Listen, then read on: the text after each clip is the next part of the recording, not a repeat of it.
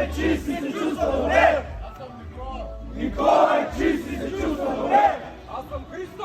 Христо е чист и се чувства добре! На 31 години съм. Имам 15 години употреба. От 13 годишен започнах с експериментирането. И 3-4 години след като за пръв път опитах, вече нещата почнаха много да ескалират. Всичко започна на майтап, на шега. Ей да опитам с трева и въобще не съм си дал сметка, че нещата могат да тръгнат в такава посока. Въобще съм си дал сметка, че след това ще експериментирам, да опитам и по-сериозни вещества и като цяло да се стигне до такъв начин на живот. Не знаех, чул съм в училище, говорили са, че наркотици са лоши, ама как ти кажа, аз не вярвах, че при мен може да стане така. Не съм вярвал, че така на майтап, започвайки да пуша една трева с приятели, в парка, да се посмеем, да ми стане интересно, да ми стане готино. Така мога да се отиде в такава посока, така да се развият нещата. Ще ме страх да употребявам, когато имам някакъв ангажимент или съм на училище, беше след училище, събота, неделя. След това почва да става по-често. После почвах да не се страхувам да го правя докато съм на училище. После почвах да отсъствам от училище. Сложих, че отивам и веднага намирах момчетата и отивахме. Беше по-забавно. Това още не беше такъв етап, такава фаза, в която да не имам приятели. Ето и на рожден ден, на дискотека. Оттам за първ път опитах и амфетамините. Беше ми интересно да видя дали има нещо малко по-яко, така да го кажа, може ми стане. После комбинирах нещата с метамфетамини, с кристали, с чай, с метадон. И ставах един друг човек. Уж по-смел, уж по-готин. Въобще не съм си дал сметка как изглеждам отстрани и как е в моята глава цялото нещо. Майка ми не можеше да го повярва. Аз самия почвах да пренебрегвам неща, на които са ме научили да бъда добър човек, да не лъжа, да бъда отговорен, да работя, да уважавам другите хора. Почвах лека по лека тия всички принципи, които ги имах за мой, да ги пренебрегвам в името на това, че винаги употребата опираше до това да имам пари.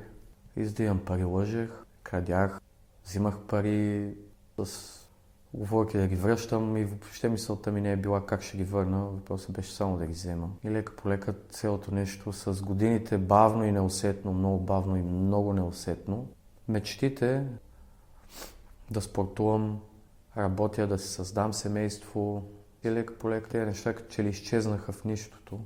И остана единствено употребата в периода, в който вече не можех да спа. Сутрин като ставах, това беше първото. Залагах си, продавах си телефоните, нали? Той го криех от майка ми и баща ми. Истината е такава, че родителите разбират последни. Толкова не съм се крил от нищо, колкото съм се крил от това майка и татко да не разберат какво правя като цяло, защото ме беше срамувах се от това нещо. И много неща имаше, които те вече ставаха лъжи в продължение на години и трябваше да ги поддържам тези лъжи. И лека по лека и ценните за мен неща почвах да изнасям, да продавам, да залагам, да крада лека по лека. То с годините бавно си се стесняваше този кръг, който имах с хора около мене. В началото около мен имаше момичета, имах приятели. Чувствах се забавен, атрактивен.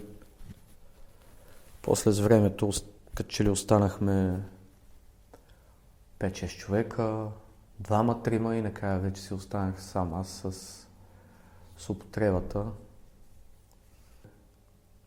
Поудявах, като немах да употребявам. Вече не ме интересуваше внимание от момичета, не ме интересуваше, че не имам кола, не ме интересуваше че не работя.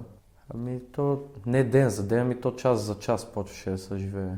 И знам така по-близки хора как са казвали на майка ми, че имам проблем, че съм наркоман, че съм тръгнал по много лош път.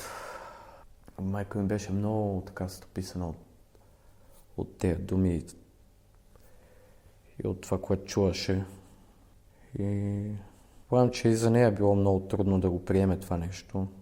И самата дума наркоман преди като я чувах и ме заклеймяваше, че съм някакъв човек, където не съм баш човек и по-добре да се бере далеч от мене, да не съм около други хора. И от края на 2015 започна моя път по това да се опитам да го променя това нещо и да направя нещо за себе си. Въпреки че това не го вярвах много за себе си. По-скоро често са обстоятелствата. Останах на улицата, така да го кажа. Проблеми. Спомням си как... Ами всичко то, аз спех на едно походно легло, защото бех продал изпалнята и нямаше прозорци, спомням. Бех изпочупил прозорците, защото майка не ме пускаше вкъщи, аз как да влизам, защото нямаше къде да отида. Ходех по улиците и бех изпочупил прозорците от скандали, от това да мога да влеза.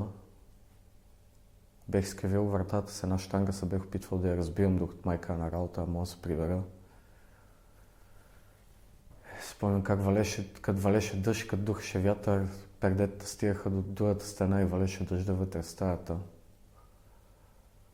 Казвах, аз искам да ще променя нещата, но не знаех, че разликата, че никой няма да ме излекува, ако аз самия не започна и ако не имам хора около себе си, дет ме разбират. Защото за майка беше лесно, тя ми казваше просто спри да го правиш. Аз исках, но не можех. Беше много странно да има нещо, което да искам да не е точно по този начин, но да не мога да го спра. Аз ревех и ходех и стисках парите и отивах и си взимах. Лъжех много. Като почина татко, как почнах да изнасям буквално всичко от къщи. Много се срамувам, че съм си го помислял дори. Беше ми много трудно и да го кажа. Но разбрах, че за да мога да бъда промяната, която искам да се случи, трябва на първо място да бъда честен. И знам как след смъртта на татко аз не можах да я преживея тази смърт натрезво. И нещата ескалираха. Знам тогава как в главата си виках, то татко си отиде така и така, да си ходи и майка и да остане тази къща за мен, па ще я продам и аз ще си реша какво ще правя с парите. След време това много почва да ми тежи, си викам аз какво пожелавам смъртта на близките ми, да имам пари, да мога да се друсам ли? Какво? Знаеш, и в началото, като бех на 13-14, тревата ме изпращаше много напред в те усещания на еуфория, на кеф, на забава.